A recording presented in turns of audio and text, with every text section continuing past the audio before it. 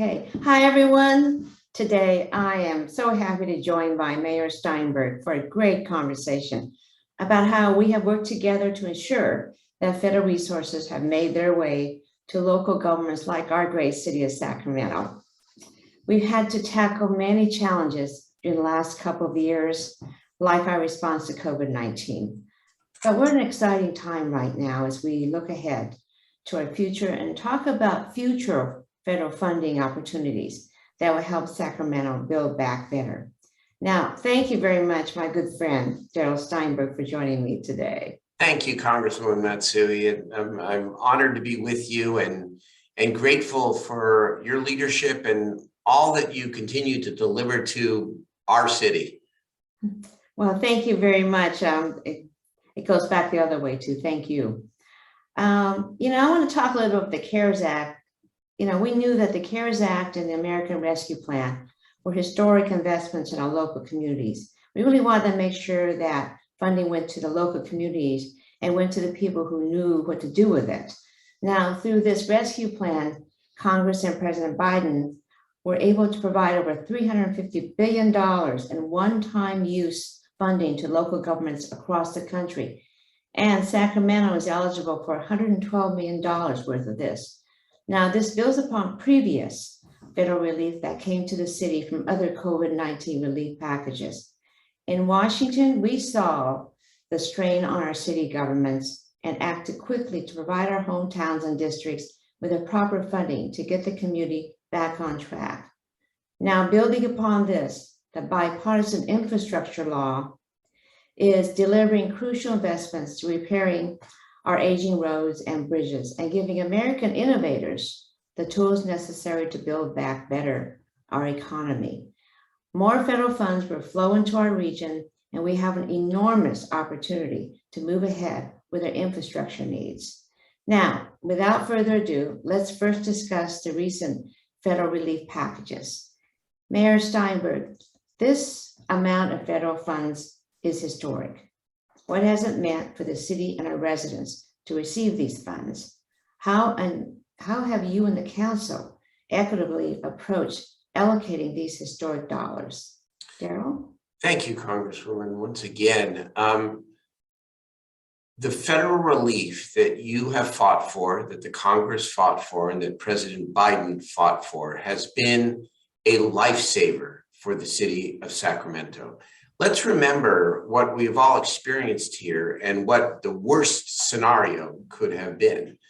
When COVID hit and the economy shut down, not only were tens of thousands of working people affected, many small businesses suffered and went out of business. Our community-based organizations suffered not having the certainty about resources and their ability to deliver for our community. And frankly, as a city, we were worried that the bottom was going to drop out of our budget. And there was a very real risk that it would happen. And so when we were eligible for the CARES Act funding, and by the way, if you remember, the population cutoff was 500,000. Yes. We came in at 508,000 as a city of Sacramento. So whoever says growth isn't good, the difference between our growth being on one side or the other was $89 million. That's right. So we got $89 million from CARES. We got $112 million from the American Rescue Plan. That is, a $200 million, give or take here, that we mostly put directly into the community. Out of the American Rescue Plan, for example, we put $29 million into small business and commercial corridor revitalization, working with our intermediary organizations known as the PBIDs, the Business Improvement Districts, and the Chambers of Commerce. We put $41 million into solutions for homelessness and affordable housing. And yes, it's a terrible problem, but we are aggressively trying to build more shelter, provide more outreach, and get more people indoors. We put $12 million from ARP directly into youth workforce training and gang prevention. $10 million into art and the creative economy, which, by the way, is increasingly becoming a foundation of the modern Sacramento economy. And then, of course, we saved $25 million so that we could actually balance our city budget and appreciate the work of our city workforce and making sure that they got the reasonable compensation that they deserve. That was ARP for the CARES funding. Mm-hmm. An additional $20 million for small business recovery and assistance. That $20 million, by the way, went directly to individual small businesses. Another 20 for youth and workforce programs. 20 million for rapid rehousing, including rental relief and hotel conversions. And another $20 million for the creative economy, local artists, and to shore up some of our great creative economy institutions, theaters, the art galleries that were really threatened when COVID hit and nobody could go out and be patrons. And so this money, I just cannot tell you the difference that it has made, because there are literally tens of thousands of people in your district, in your community, in my city, in our city, that were touched and benefited because of the aggressive action that you took to make sure that the city was not left to fend for itself when COVID hit now nearly 2 years ago. Right. And I really appreciate that too, because quite frankly, that's what we want the funding to go for, to really go out there and really help the people. And I want to get a little bit more into details here. You know, I want to get into like a population of, for instance, seniors. They faced a unique challenge when the pandemic hit.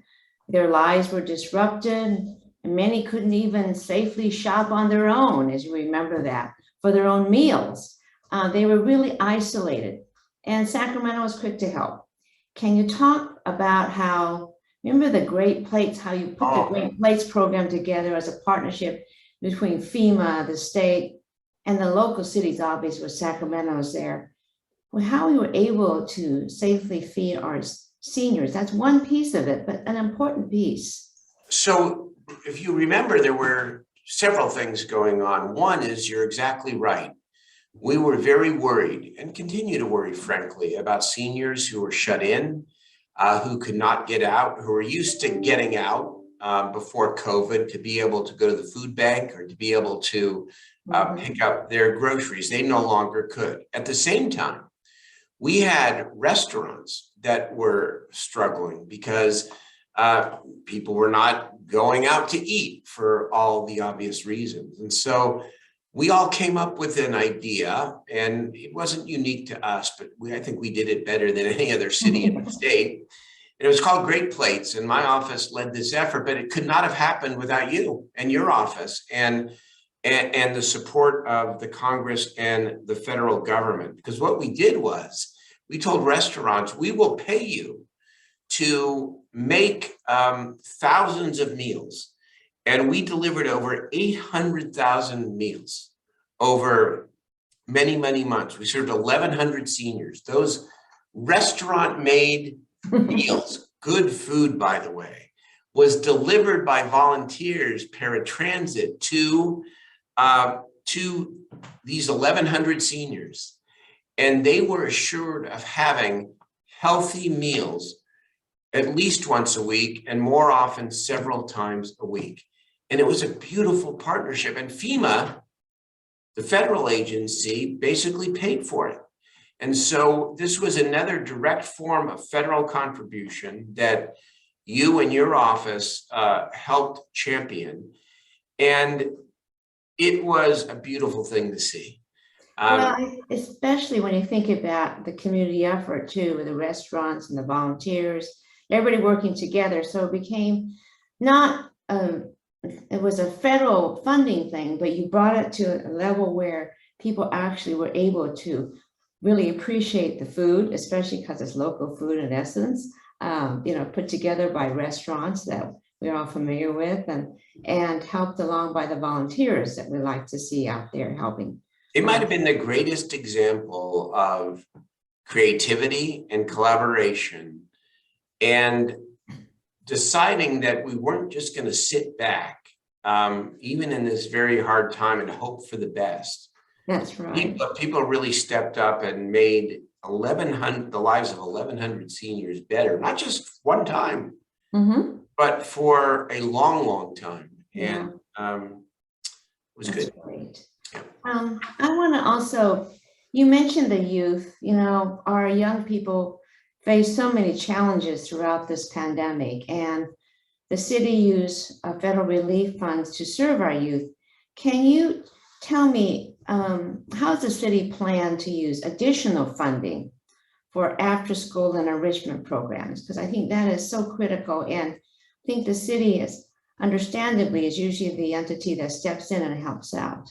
Well, among all the suffering during COVID, I think there's been nothing more poignant and painful than to see what's happening with young people. Oh, yeah. I mean, disconnected from their friends, not being able to attend school, losing formative months and years that you can't get back, making the best of it, obviously, with remote learning.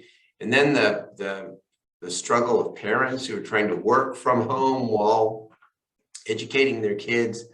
And so, because again of your help, the help of the federal government, we've had millions of dollars that we're able to invest in after school enrichment, even remote after school enrichment, in workforce pathway programs, including training and educating and training young adults for careers in the public sector, and a variety of initiatives to match our Sacramento entrepreneurial energy around new initiatives like in the life sciences. We're growing and breaking ground on Aggie Square in a couple of days.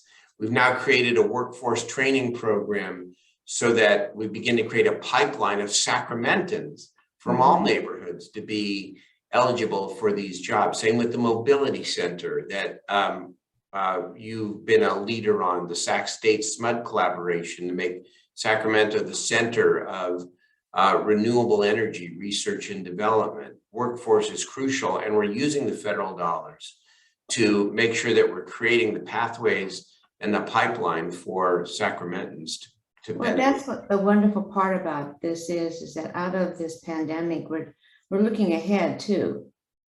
We've seen the distress of a lot of our neighbors, young people in particular, but we're trying to understand how we might support them so that they could see this future developing as we move forward.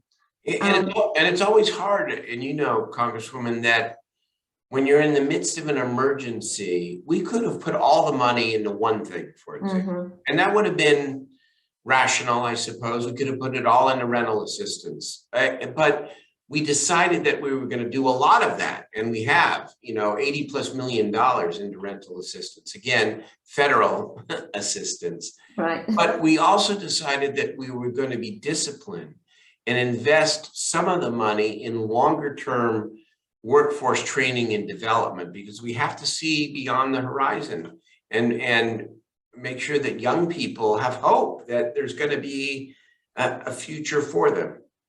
Absolutely. And you mentioned this too, because I think we all know the distress that's been happening with a lot of people who couldn't get their things together, because it was a very hopeless time for a lot of people who had no jobs and didn't have any sense of where they're going to be going. So we had some emergency federal dollars that also helped the city address the safety of some of our most vulnerable neighbors. And I was proud to support the emergency rental assistance and the emergency housing vouchers under the rescue plan, which SHRA is distributing. Yes. Funds help people pay rent, fund shelter beds, hotel conversions, and more. And with the federal funds, how have these investments helped the people experiencing homelessness? We've helped thousands of people. Your investment has helped thousands of people stay in their homes, plain and simple. You can't put it any more stark and plain than that. I mean, There was an eviction moratorium, excuse me, for a long time in California, and properly so. And then it was lifted. And so people are behind in the rent. And, landlords, especially the, family-based landlords, they also owed money on their mortgages. Absolutely. And so the federal assistance helped assure that tenants were able to stay in their homes and apartments, and that the smaller landowners, property owners, were able to stay in their homes, frankly, in many cases as well. Now, the truth of the matter is the impact has been so profound that the wait list and the demand for the rental relief funds even outweighs I think we spent over $80 million of federal assistance already. And there's still more people that need the help. But as bad as it is out there, how much worse it would have been if you had not, and the Congress had not, and the president had not identified keeping people in stable housing as a core national priority, because it's a core local priority. It is absolutely. I recognize that more needs to be done, and I'll continue to advocate for more federal assistance to our local partners. I really congratulate the city for acting on this important endeavor, and I hope more Sacramentans can be helped. And you mentioned it before, you and I both feel very strongly about our cultural institutions and the creative economy. And I'm so appreciative of how intentional the city was when we invested in our cultural institutions and our creative economy. It really, not only because of the fact that the cultural institutions, the arts, and it just to us keeps things going in the sense of it's a humanity part, but it also too, it really adds to our economy. I mean, people understand how important it is. And our beloved centers for gathering and cultural experiences were really struggling. We know that. Now, and you have been helpful, the city has been helpful. How have the federal dollars been used to support them with what you've also done too at the same time? Well, first of all, I want to just say in broad strokes how you have helped me as mayor of the city, because what we're really trying to do in modern day Sacramento is change the definition, expand the definition of what we consider to be core city priorities. Cities have traditionally been basic service providers, and that remains the core priority. Of course it does. But in this growing city that's like bursting at its seams in good ways, the need to invest in the creative economy to build a center of art and culture is as important as anything else. So is investing in entrepreneurship. So is investing in these sometimes forgotten commercial corridors and in affordable housing. And so what the federal funds have done for us is it's enabled us to sort of speed the momentum of expanding the definition of what we consider to be a core city priority. When it comes to the creative economy, it's a variety of things. It's, of course, our mainstays. It's the Crocker Art Museums. It's the new community center theater. It's the Memorial Auditorium. It's also the smaller theaters. And it's also the public art. And it is the innovation and the incubation that is going on in the arts community throughout all of Sacramento. And that is really amazing and taking off. And so what all this money is enabling us to do is to protect the investments we've already made in some of the larger arts institutions that were bleeding money, that were bleeding resources because there was no customers for a long period of time. But at the same time, proactively invest in our diverse arts community throughout the entire city. And I hope that, when the book is written on Sacramento during the COVID experience, that people will say, wow, the federal government, Congresswoman Matsui and this mayor guy worked together with the city to make art and the creative economy a fundamental piece of the future of our city. Absolutely. I couldn't find a better partner than you. And we are of same minds on that. Thank you. Now that the American Rescue Plan funds are flowing to the city, we can look forward to opportunities under the bipartisan infrastructure law, making billions of dollars available to local governments. As mayors and leaders such as you, Gerald, seek to reinvest in our communities, Congress and administration are eager to support local efforts to tackle long overdue infrastructure projects. As we know, there are many projects in the region that we continuously champion. I secured over 88% of the current federally designated transportation funds for the I Street Bridge, which is going to be fabulous, as you know. And now we have the opportunity for more funds under the infrastructure bill to get this project over the finish line. Can you talk about what this opportunity will mean to advance this regional project? Yeah, well, first of all, I just want to say in the broadest of categories, one of the areas where the federal resources are going to be so helpful in an essential area is around climate. And we have to talk about climate.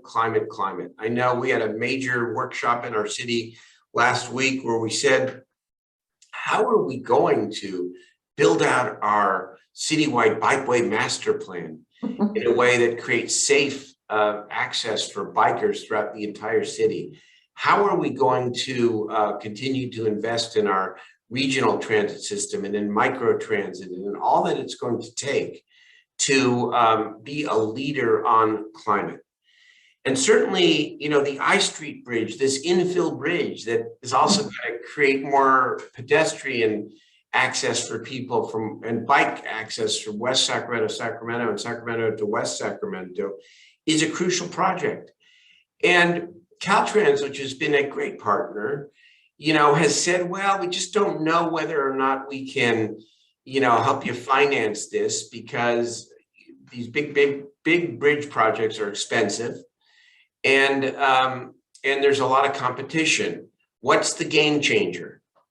The infrastructure bill that you helped pass, because now that money is flowing to the state of California in such significant magnitudes that we can make the credible case to Caltrans that you now should free up some of that money because you have it so that the I Street Bridge can be completed.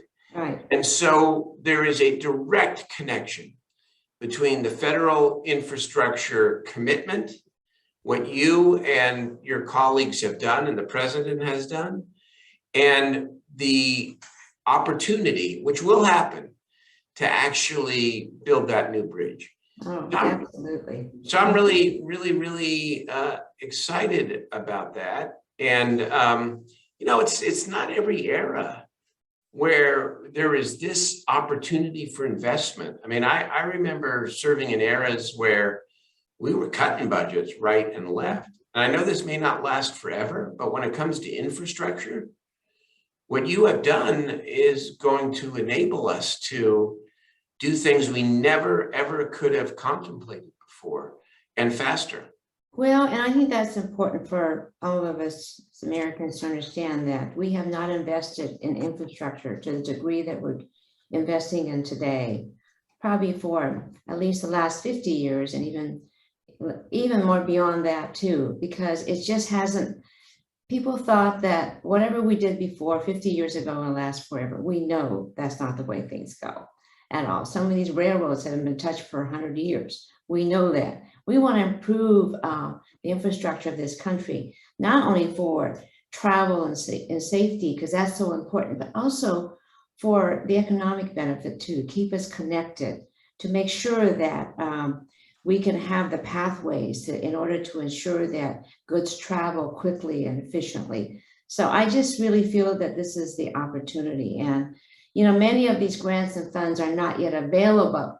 We will work closely with local partners to fight for these dollars. And I say fight for these dollars. I spent the last couple of months meeting with local partners in the energy and transportation sectors who are eager to utilize these funds.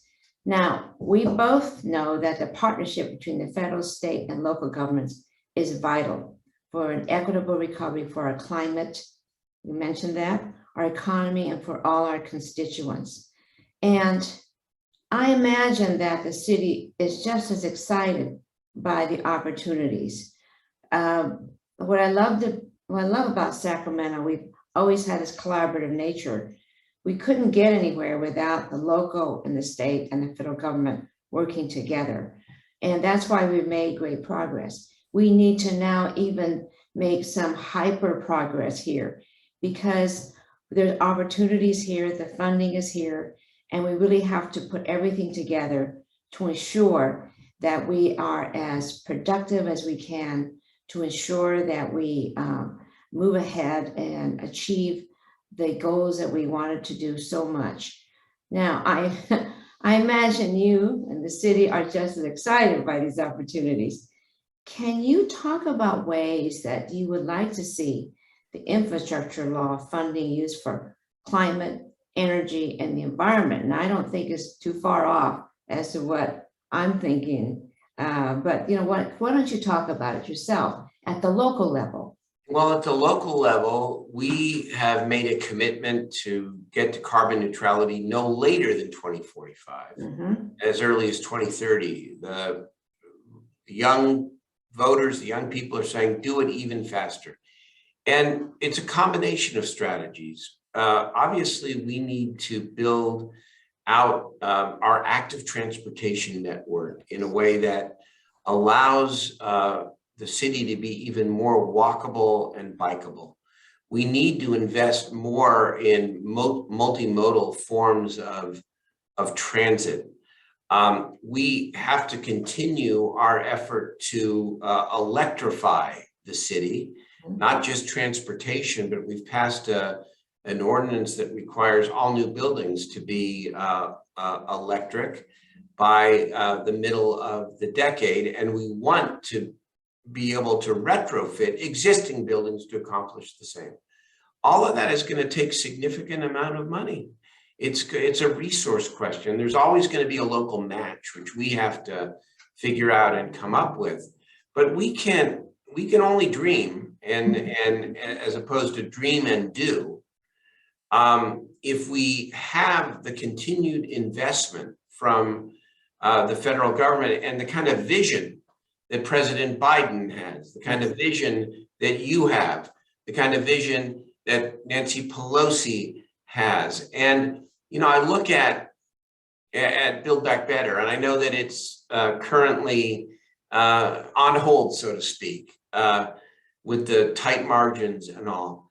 But if you added that on top of what you have already done with climate and infrastructure, and the Coronavirus Relief Act, it would help change Sacramento in even more profound ways. I'll give you one example.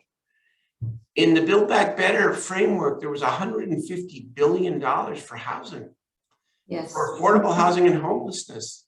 You know, we did some rough calculations, and I know it might not have been by formula, it might be competitive, but our share of that, just as a city, would have been well over 100 million. The county probably would have been twice that. Imagine taking that money and applying it to sheltering and housing people who are out on our streets. This is important stuff. And the continued investment is everything, because as a city, we don't raise taxes we don't raise money, so to speak. We rely on other sources here. And so I just hope that the standard that you have set and that President Biden has set to say that if we're going to be serious about climate, if we're going to be serious about housing, we're going to be serious about transportation, that the federal government plays a preeminent role on the finance side, that we continue that. It will help our cities in immense and immeasurable ways. Well, thank you very much, Meryl Steinberg. We have a huge opportunity here in Sacramento.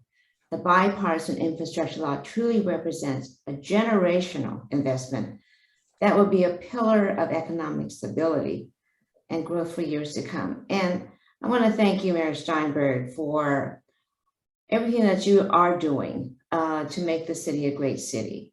on a livable city, and a city that continues to grow and thrive and reach these heights, not only the economics, but also the cultural, the life of the city, that really makes Sacramento sing and live the way we all want to be.